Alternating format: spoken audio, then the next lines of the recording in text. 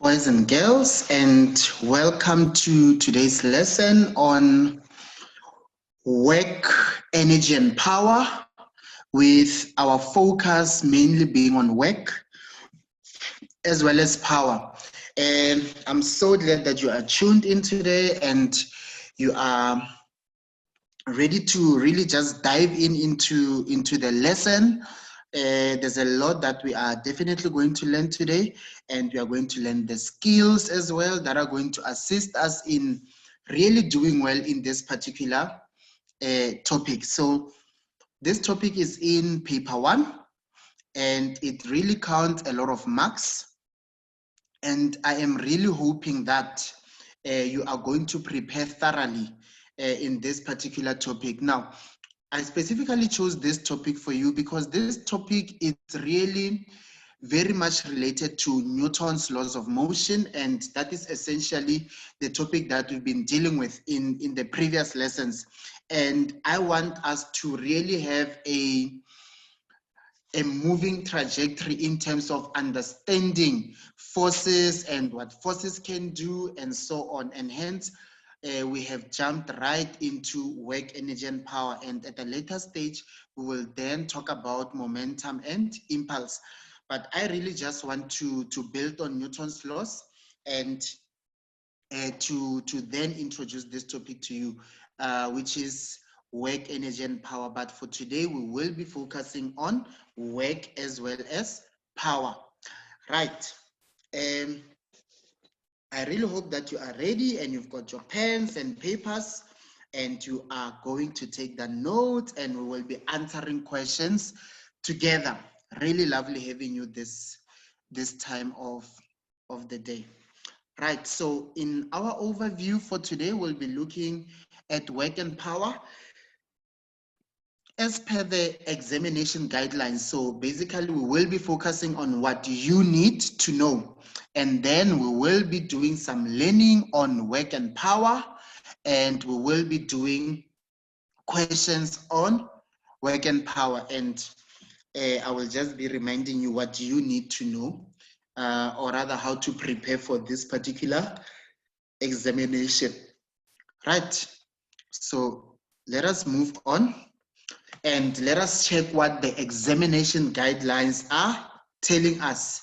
And what we are required to know is to be able to define the term work, and we will learn how to define it. We say it is the product of the applied force on an object and the displacement in the direction of the force. So it is the product of the applied force on an object and the displacement in the direction of the force. So we will talk more about that. And the formula really assists you in remembering this particular definition as well as understanding the definition. Again, we must remember work is a scalar quantity. It is a scalar quantity. It is the product of two vector quantities, and those two vector quantities is the force that we'll be talking about as well as the displacement, because our definition there tells us that work is the product of the applied force on an object and the displacement. So it is a product of these two vector quantities, the applied force as well as the displacement. So work is definitely a scalar quantity. In other words, it only has magnitude, but it does not have direction. Then we will use the equation to calculate work, and that equation is W is equal to F delta X multiplied by the cos of theta. To solve problems involving force, work done, and displacement, where a force F and the displacement are at an angle to each other. So we are going to learn that how to really apply that equation, and that is the equation that we use to calculate the work done.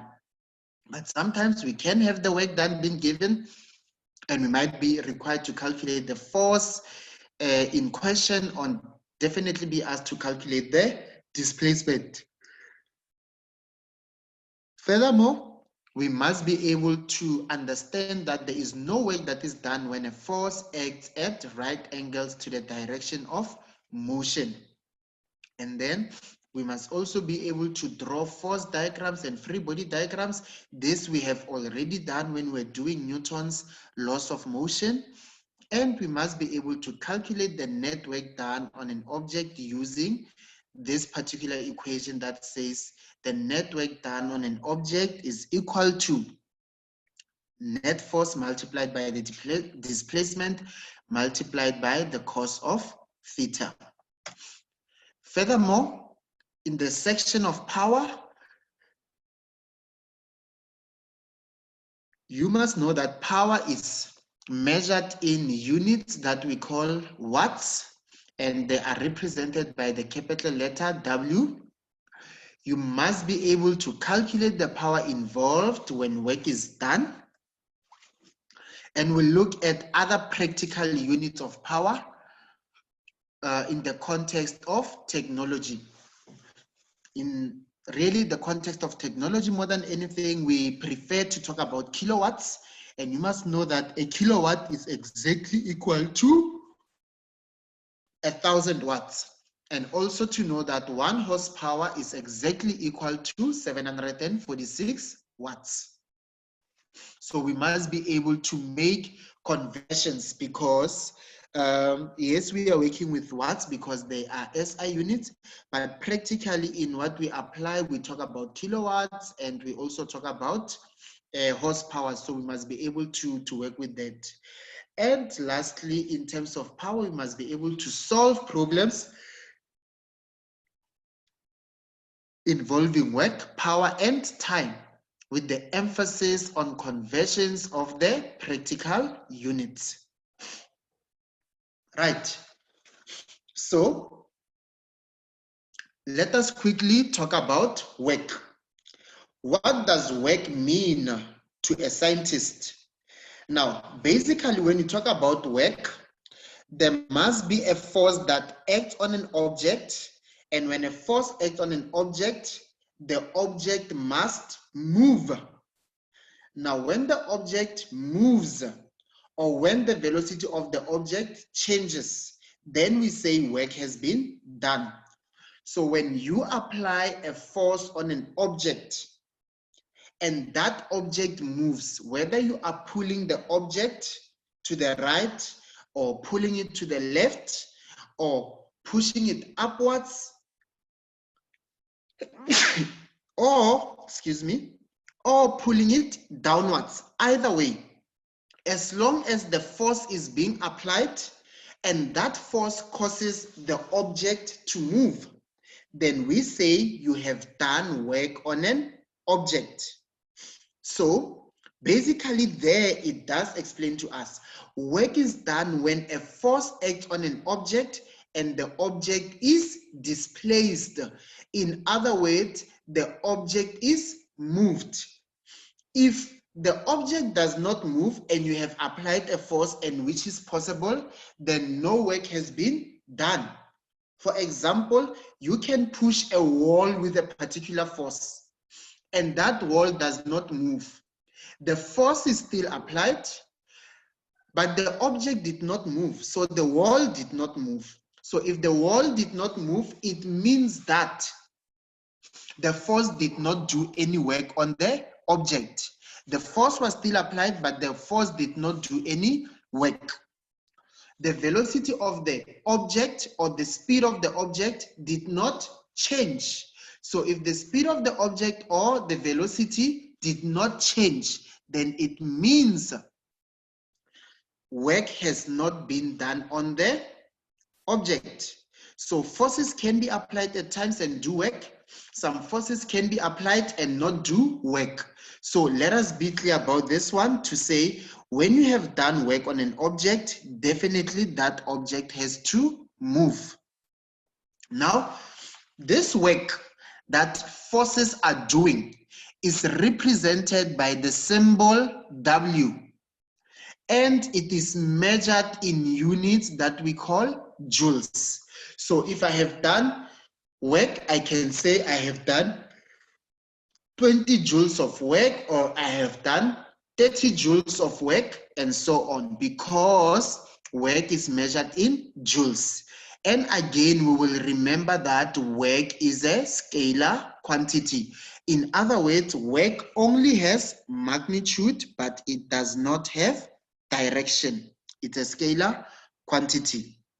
Now, when we say a force has done work on an object, we are basically saying the object will move and the speed of the object is going to change.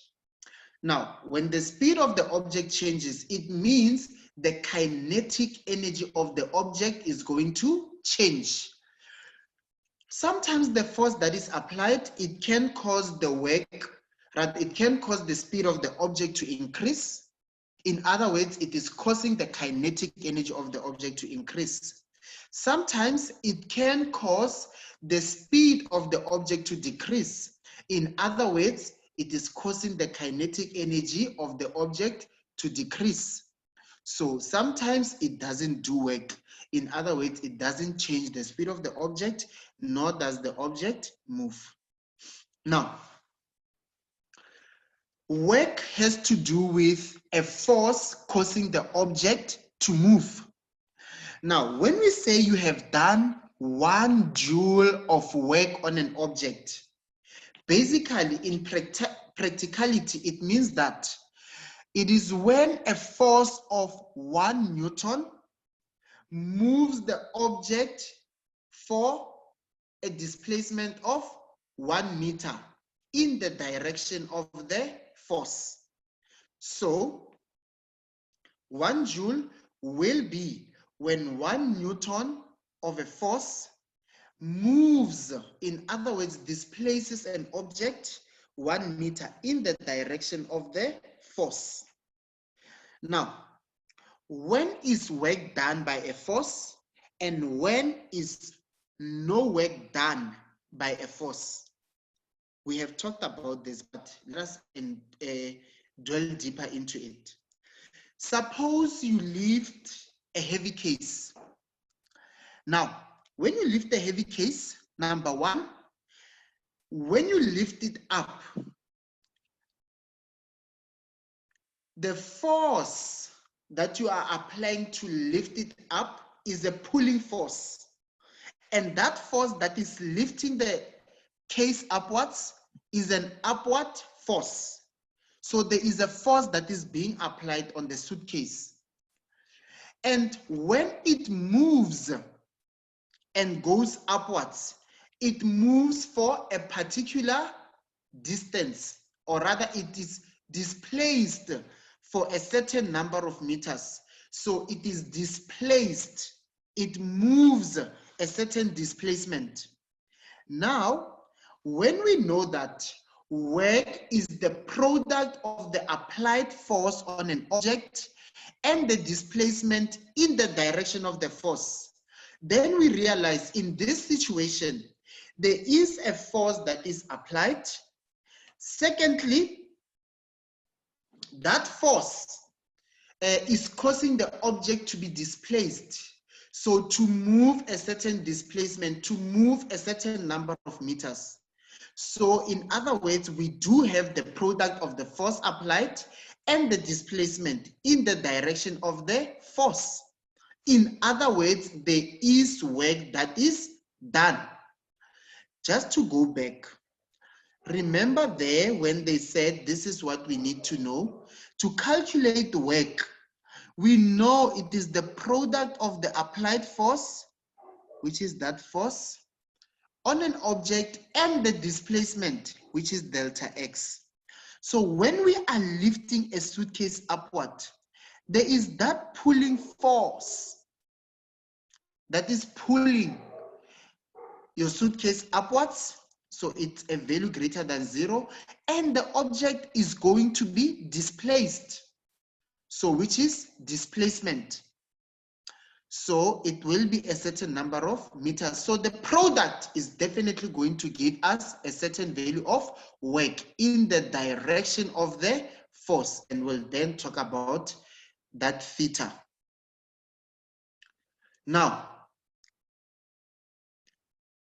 what we see here is that a force has been applied, the object was displaced for a certain number of meters, so work was definitely done. But now, when you lift the case, a man can actually have that case and stand with the case, meaning the man just pulled the case upwards.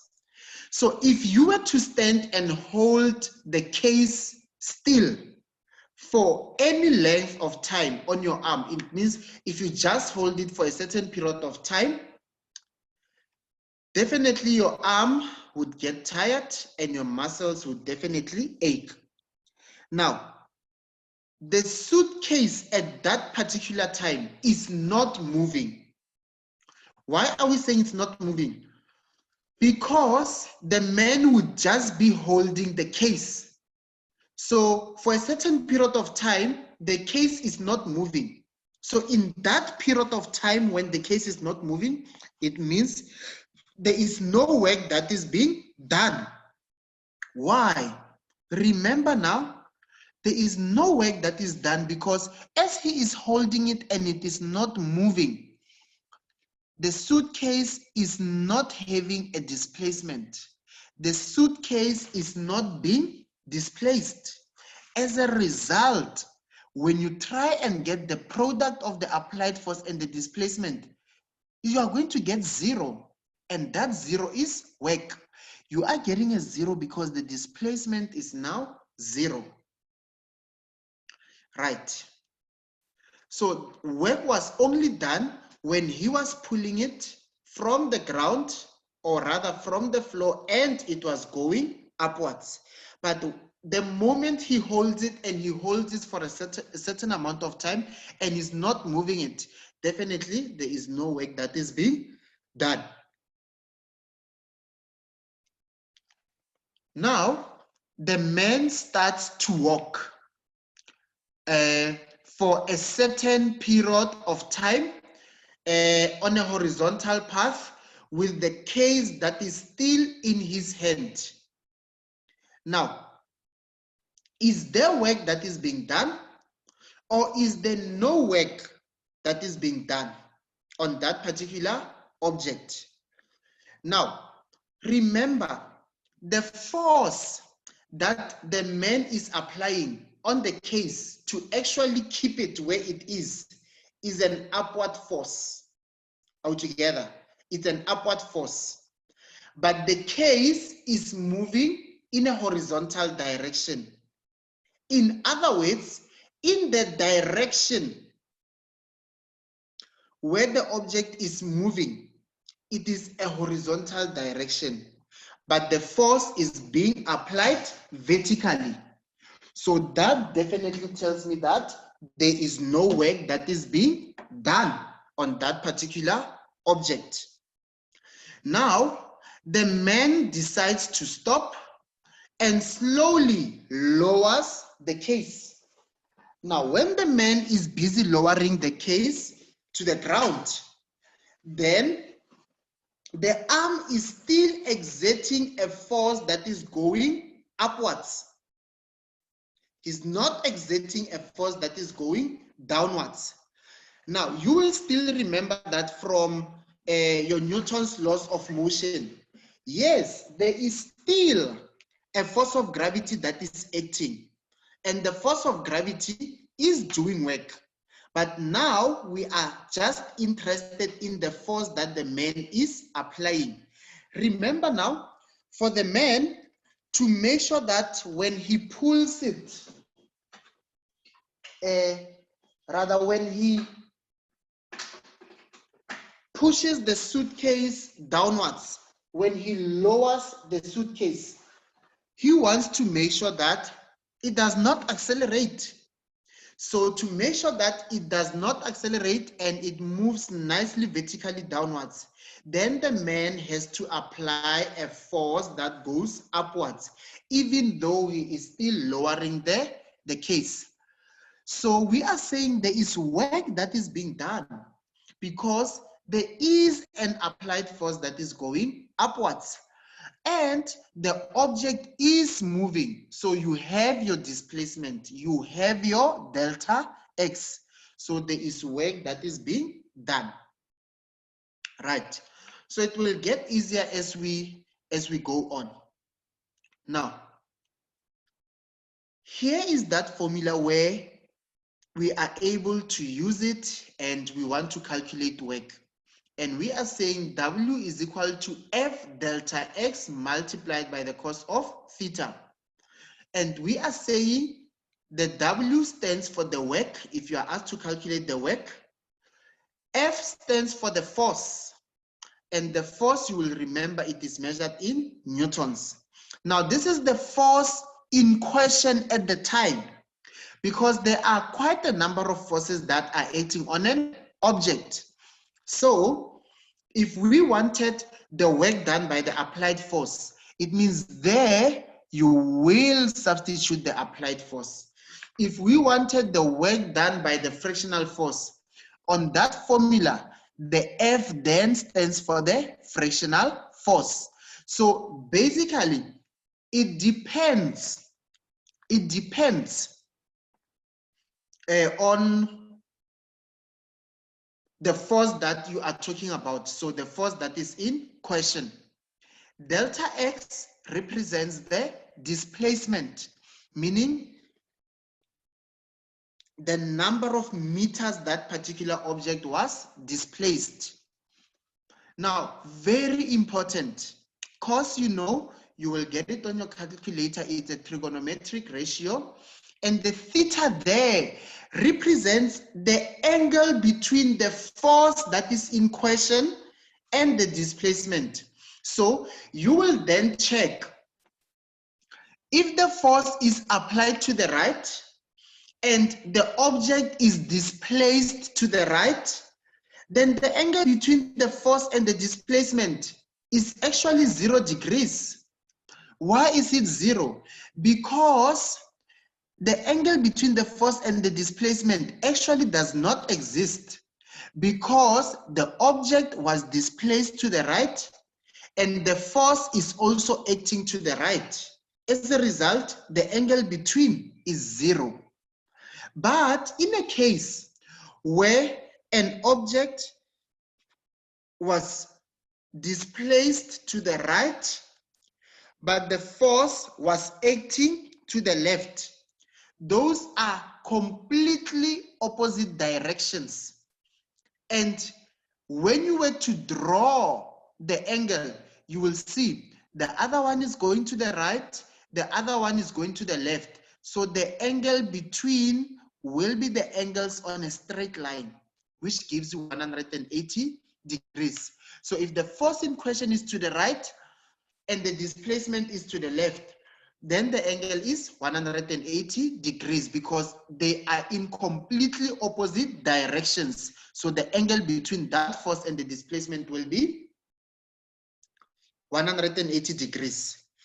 Now, if the force in question was going downwards, for example, an object on a horizontal surface, if you wanted to calculate the work done by the force of gravity, you would then find that the force of gravity is going downwards and the object is displaced horizontally to the right. So the angle between that force of gravity and the displacement that is horizontally to the right will give you 90 degrees. So that is how you determine the value of theta. It is the angle between the force in question and the displacement. Now, let us look at the following examples to concretize our knowledge of work. Now, consider each of the following examples, and we need to decide whether work is being done or whether work is not being done. A ball falls from a window on the second story of a particular building. Now, if we look at the forces that are acting on that object, and you were to draw a free body diagram, I mean, if a ball is falling, there is no force that is being applied. There is just a force that is acting on the object. And that force is the force of gravity, which is going downwards. Do we have a normal force? Our answer is no. We don't have a normal force. Why don't we have a normal force? Because the object is not on a surface. It is just falling through the air. So there is no force that is being exerted by the surface on the ball. So the only force acting is the force of gravity. Now, why are we saying the force of gravity is causing work? Because work is the product of the force applied and the displacement in the direction of the force.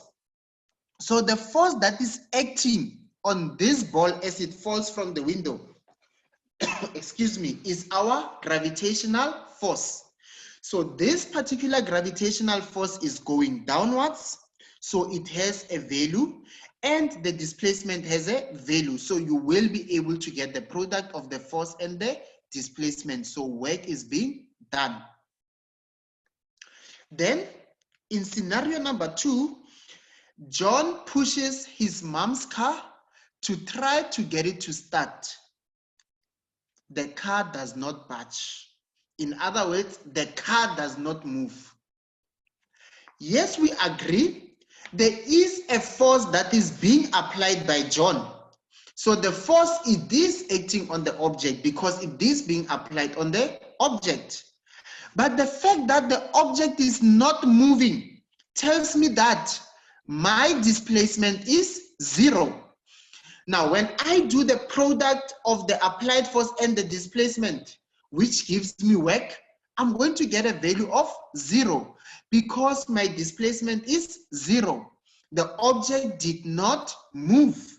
So if the object did not move, then we say no work is done on the car as the car does not move. Our delta x is equal to 0 meters. And therefore our work will also be 0 meters.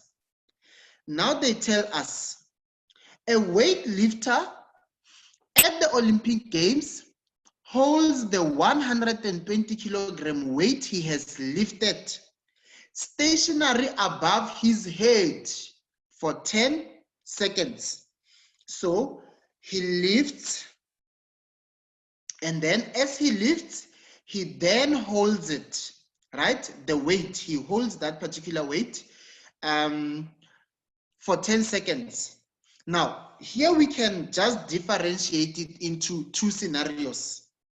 The first part is when he was lifting the weight.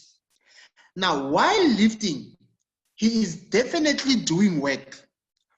Why is he doing work? Because number 1, there is a force that is being applied to lift that particular weight. And secondly, as he lifts that particular weight, it is moving. So there is a displacement. Our delta x is a certain number of meters. Our delta x is not 0. So the object moved. And the weight went upwards because the force was being applied. So if we were to get the product of the force applied and the displacement, we will get a value that is greater than 0. So if we get a value that is greater than 0 for the product of the force applied and the displacement, then we definitely know that we have work. But when he is holding it stationary above his head, yes, he is still applying a force on that particular object. But the fact is, the object is stationary. The object is not moving. So our displacement is 0 meters. So when we get the product of the force and the displacement, we find that it is 0 joules. So there is no work that is being done. But when he was lifting the object, there is work that was being done. Now, let us look at this particular scenario and answer questions on it. Here is a man, and he lifts, it means the crate is going upwards. He lifts a crate of mass 20 kilograms vertically through a height of 80 centimeters by applying a vertical force of 180 newtons. So the first thing that the man is doing is he is taking this crate, which has a mass of 20 kilograms, and he is pulling it, or perhaps pushing it upwards, but he is applying a force of 180 newtons so that it goes upwards and it moves through a height of 80 centimeters. Now, already when we see centimeters there, we know that we are going to have to convert, because we have to use our displacement in meters. So we need to take those centimeters to meters. Then they say he puts it on the floor of a delivery van. So after lifting it upwards, he then puts it on the floor of a delivery van and pushes it 60 meters towards the back of the van by applying a horizontal force of 40 newtons to it. Now, what you need to understand here, my dear learners, is that there were two things that happened here. The first thing is he probably picked up that particular crate from the floor and pulled it upwards with a force of 180 newtons, and it went up 80 centimeters, yes, towards the surface of the van. Then, when it was on the van, he then pushed it to the back of the van for a displacement of 60 meters. And to do that, he applied a force of 40 newtons. Now, let us answer the questions on this one. Let us calculate how much work he does when he lifts the crate. So how much work is done by the force of 180 newtons as he is applying it and it is going upwards? So we go to our formula for work. We say W is equal to F delta X cos of theta. So the force that is being applied is 180 newtons. Our displacement is 80 centimeters. Now, to convert 80 centimeters to meters, you must take the 80 centimeters and you must divide it by 100. In other words, 80 centimeters divided by 100 will be giving me 0.8 meters. So my displacement will now be in meters and it will be 0.8. Cos of our theta. Remember theta, we said it is the angle between the force in question and the direction of displacement. So our force in question here, the force that we are dealing with is the applied force. So the applied force is going upwards. The object is being displaced upwards. So they are going in the same direction. So there is no angle between them. So because they are going the same direction, our theta is going to be 0 degrees. When you do your mathematics there, you will find that that gives you 144 joules. And we use a capital letter J. Now, what I want you to realize here is that the work that is being done is only given magnitude. It is not given direction. There is no direction that we have given here. This is because work is a scalar quantity. It only has magnitude, but it doesn't have direction.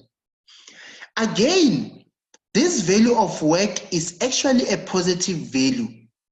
Now, we differentiate between two types of work. We have positive work and we have negative work. When you see that a force is doing positive work, you must know that it is causing the kinetic energy of the object to increase. It is causing the speed of the object to increase. But if that force was doing negative work, then it is causing the speed of the object to decrease.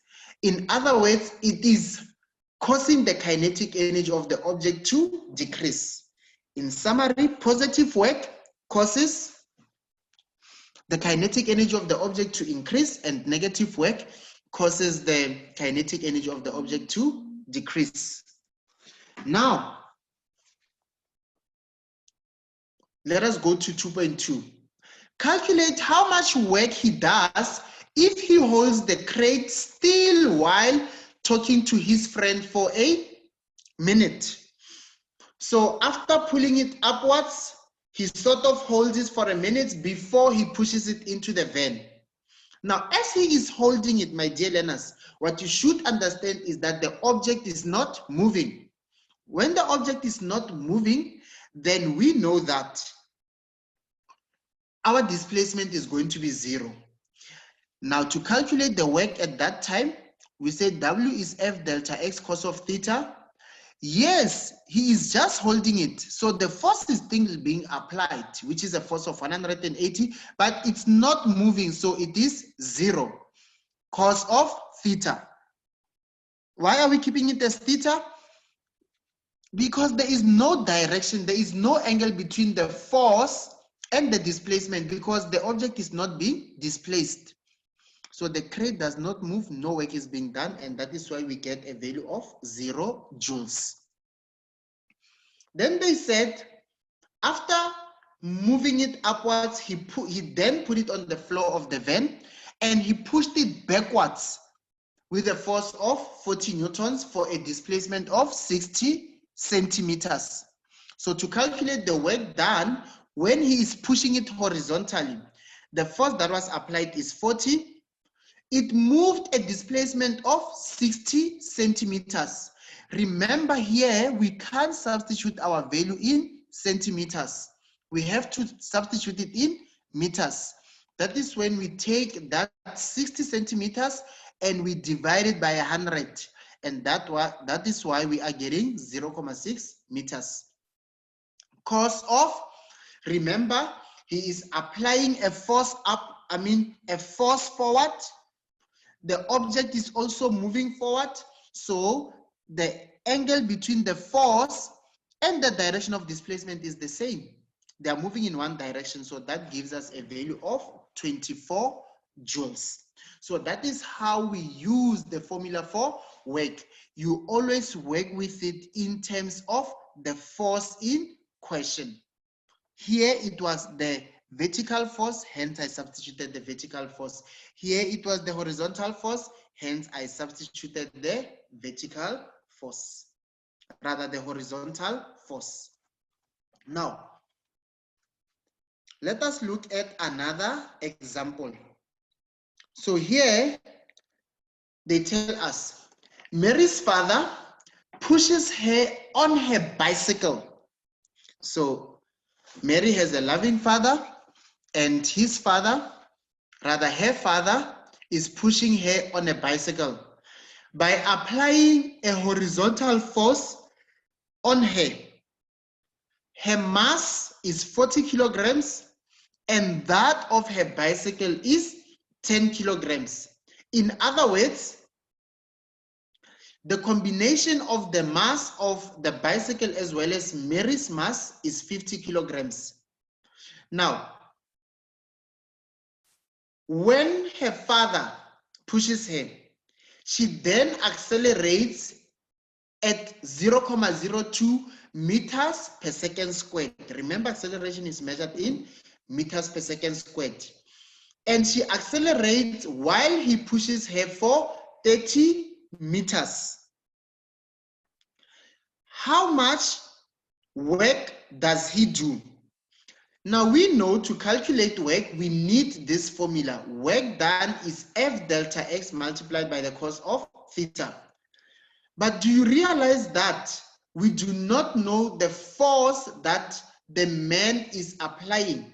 We do not know the magnitude of the force that Mary's father is applying on her.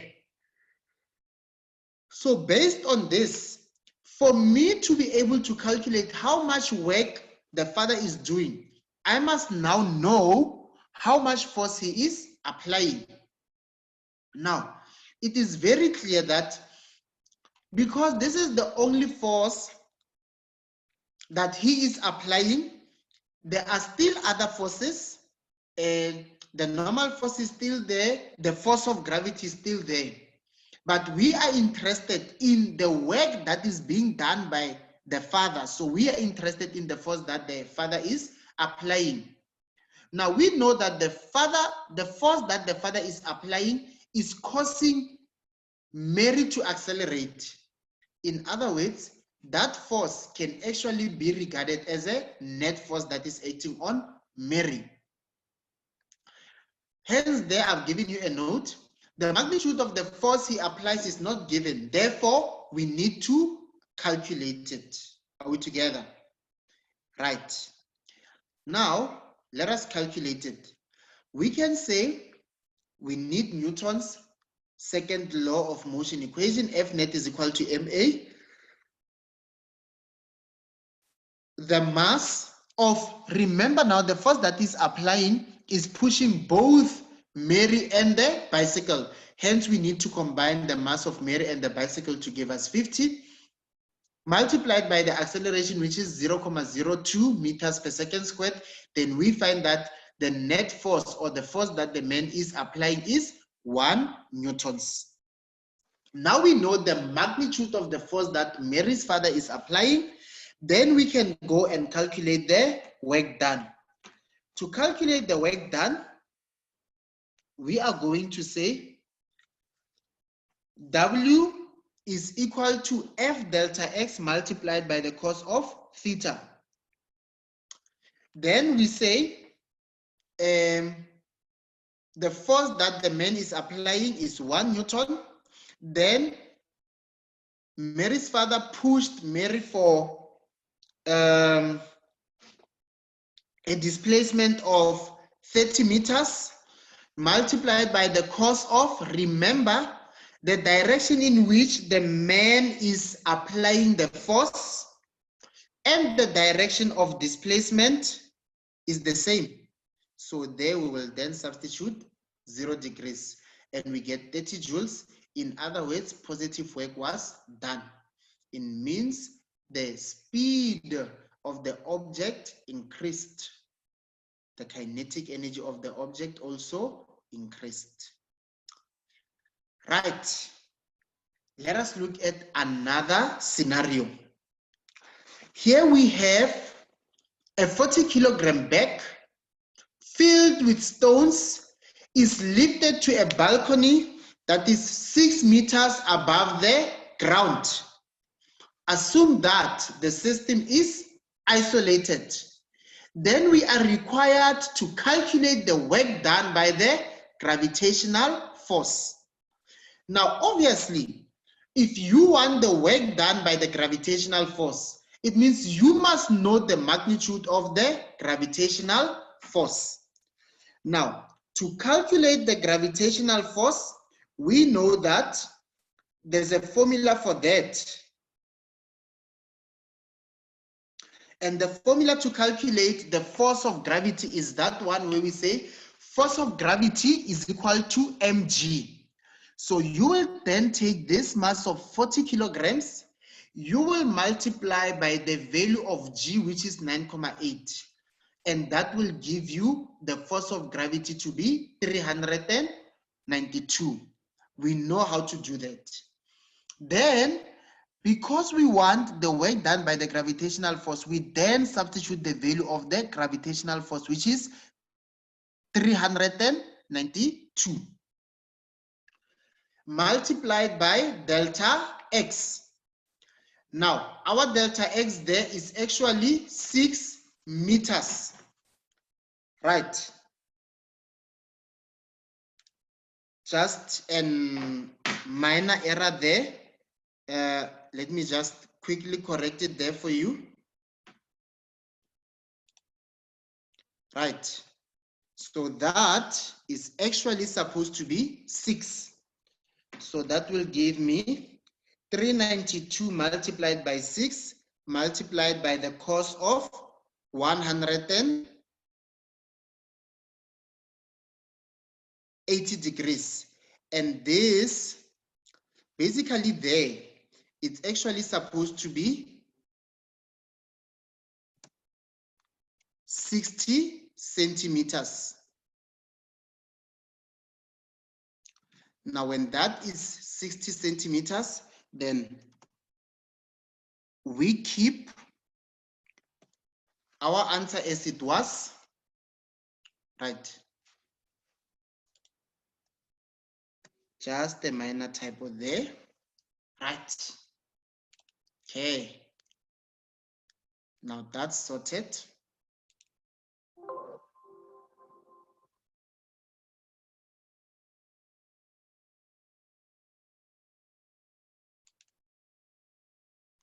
There we go. So it moved for 60 centimeters. So now, the force of gravity we calculated, we said we'll take the mass, we'll multiply by 9,8, which gives us G. So we get 392. The displacement is 60 centimeters. Now we know the centimeters, we need to convert them to meters. So we'll divide by 100. That is why we'll get 0.6 cos of 180 degrees. Now, why are we saying our theta here is 180 degrees? It is 180 degrees because the object, rather the force, is going downwards, but the object is going upwards. So those are completely opposite directions, and completely opposite directions will give us an angle of 180 degrees because it will be the sum of the angles that lie on a straight line. And hence there we have 180 degrees. So the work done is going to be negative 235.2 joules. So now we can see that we are doing negative work. Now, if we are doing negative work, then it tells me that this particular force, which is the force of gravity, it's actually working to cause the kinetic energy of the object to decrease altogether. Right. Then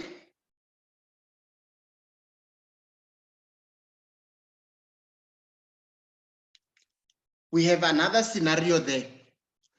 A 250 Newton force is now applied to the bag at an angle of 30 degrees to the horizontal surface. Now they ask us, how will the net work done on the bag be affected? Write down increase, decrease, or remain the same. And we must motivate our answer. So now,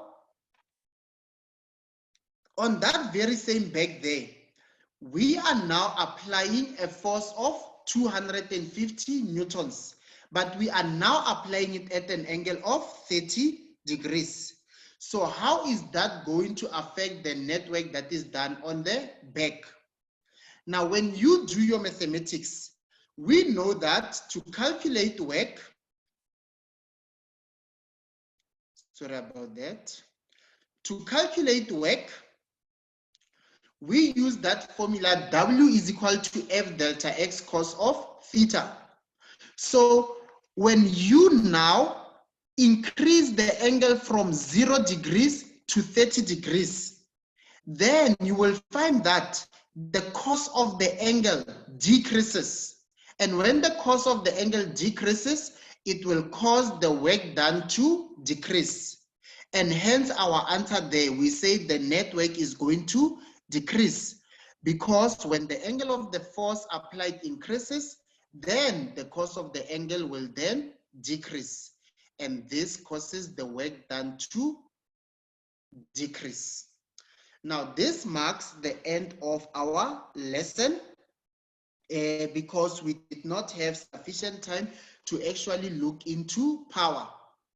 Now, to just give you some tips for this topic, you will definitely need to master Newton's laws for you to be able to do this topic, which is work, energy, and power.